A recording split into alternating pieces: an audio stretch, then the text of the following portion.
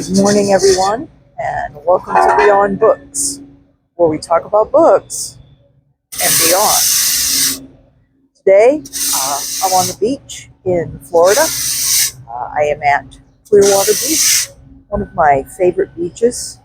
Used to live not very far from it, maybe about 6 or 7 miles, so I used to come here a lot, especially early in the morning when there aren't any people, because that's the best time to come. And in the nice coolness, it's just great.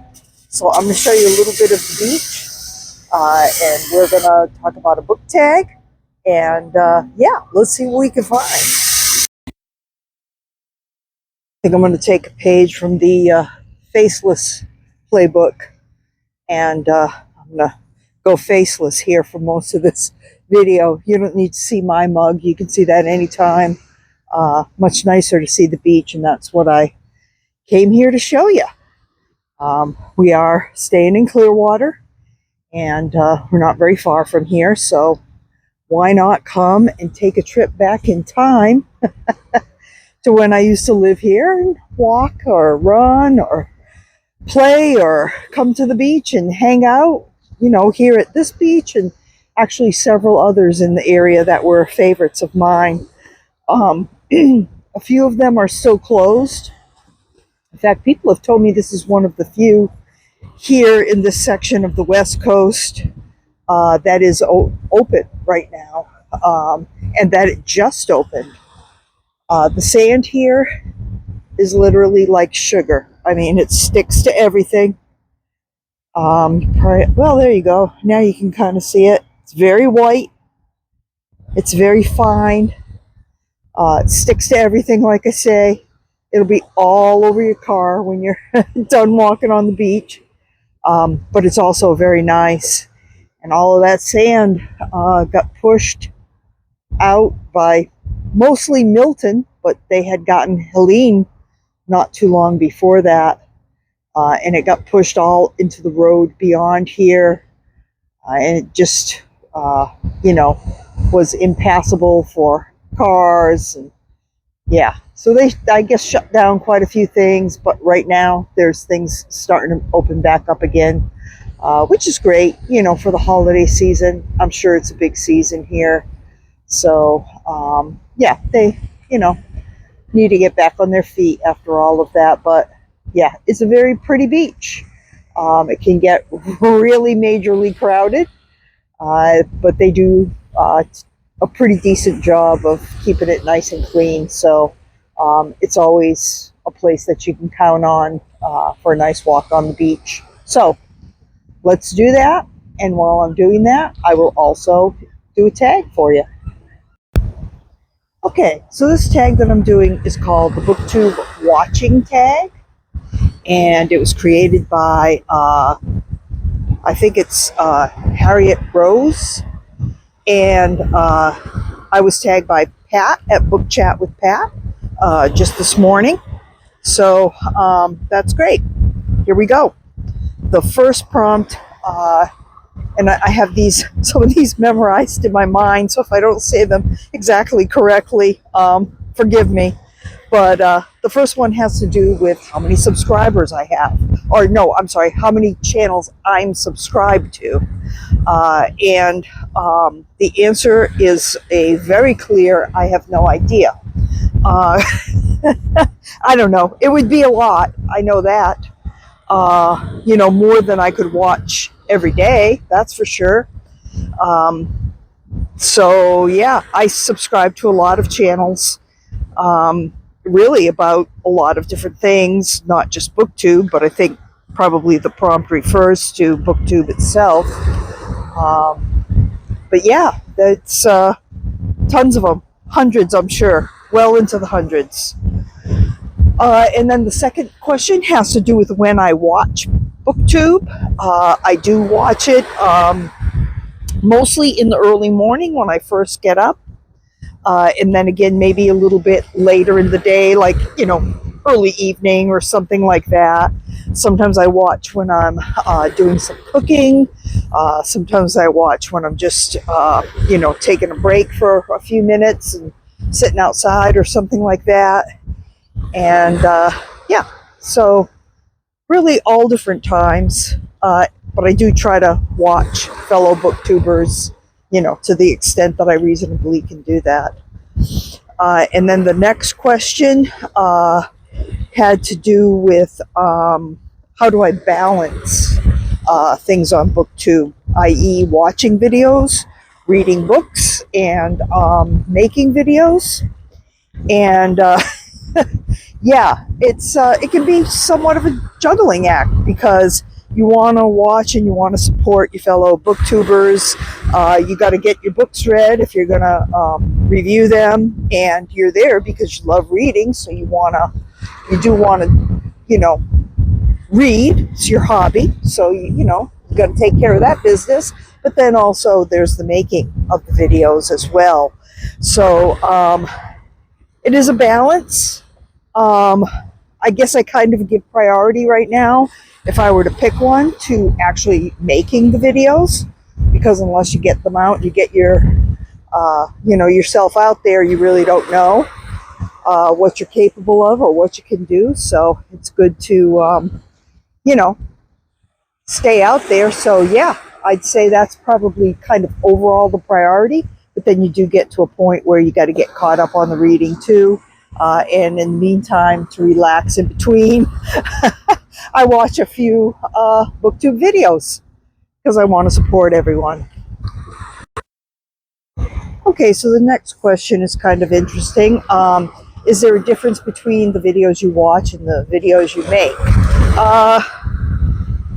Not really, in a way, because you get tagged because you watch that video, and then you make the same tag. And then sometimes you look at other people's response to the same tag as well. So there's a lot of that kind of thing. When you buddy read, you might do your review together, post it together. The time that I created a tag with Daniela from Uncommon Reader, we collaborated on that. So of course I watched hers, she watched mine. I've searched for the people who now have done the tag, and thanks to everyone who's done that. So in that sense, there really isn't any difference. And I try to make the type of videos that I like to see. I like to see people's personalities, what they're doing. I don't expect them to violate their own privacy, but, just maybe talk a little bit about what goes on in their life and, things like that. So I like to see that because it makes me feel closer to the people on Booktube. And so I try to do those same kinds of videos, and I like to watch those same kinds of videos. So I feel like that's a little extra that you're going to get by not just reading a book review from, somewhere else or someone else. This is a person that, does the same things that you do, and let's see how they felt about the book. So yeah, I'd say that is a good way to maybe answer the question. Then the next question was, who was the first booktuber that you subscribed to? And I clearly remember that was Criminali. And he was the person that actually did a video about, that Booktube needed more voices.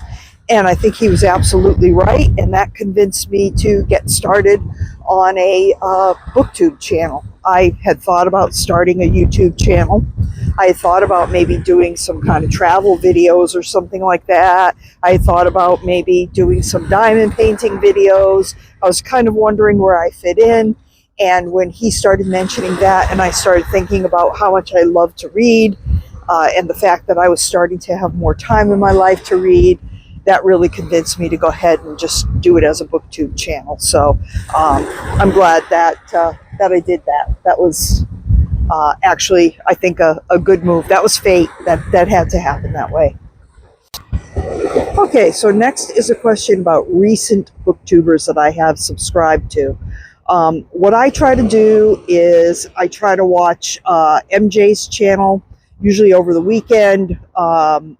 She will post information about new booktubers, and I'll try to take a look at that and then go over and visit those people's channels, maybe watch a video or two, and then leave a a comment saying welcome to Booktube and that kind of thing. It's just a nice thing to do, but it also can earn you some subscribers if that's what you're looking for, because people are happy that you've greeted them, welcomed them, watched their first videos, which oftentimes are not going to be your most often viewed video. And so, they'll come over to your channel too, or maybe recommend your channel on theirs. So, it's kind of a karma thing. What you put out there comes back to you. So that's good. And that is, definitely worth it to do as well. Now, the next question was about what I have learned from Booktube. Other booktubers, I guess, specifically. I mean, really, pretty much everything. How to do it. I mean, if you watch, you'll learn. And if you want to learn, it's a good place to go. Go see what other people are doing, and try to then find some way to take some of those ideas and kind of adapt them to your own needs. Like I just mentioned, I'm taking a page out of the Faceless book review channel by turning the camera around and putting it the other way and showing you what's going on outside while I'm walking and talking at the same time, which I'm not real successful at, especially at the beach. But anyway, yeah, so really, I don't know, it sounds kind of strange, but I literally do mean everything. I've learned everything from watching other booktubers as far as how to be a booktuber, what kinds of things people like, what kinds of things can be done, what's possible. Doesn't mean I do it all, but it is what's possible. These little pipers are cute. That's actually, it's called a curlew. They're cute little things. Let's see if I can get him in there better. There he goes. Oh my gosh, the water's going to get on my toes.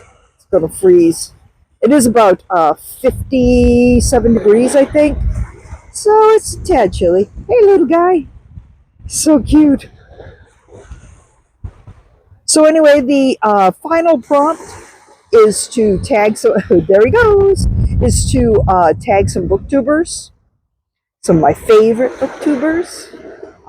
So yeah, I'll leave a list in the description of the folks that I'm tagging. And listen, I thank you all a lot for watching, for tuning in all the time. I really appreciate people who watch my videos and comment. You guys really rock. So I hope you've enjoyed your trip to Clearwater Beach, the recently reopened Clearwater Beach. I really didn't see a lot of signs of damage here, so that's good. I think they've cleaned up a lot of what had happened, so it's nice to see them get back on their feet, because like I say, this is a gorgeous beach, obviously a wonderful place to walk. So all right, I'm going to finish this walk out. You guys take care. Again, thank you so much for watching. Have a great day.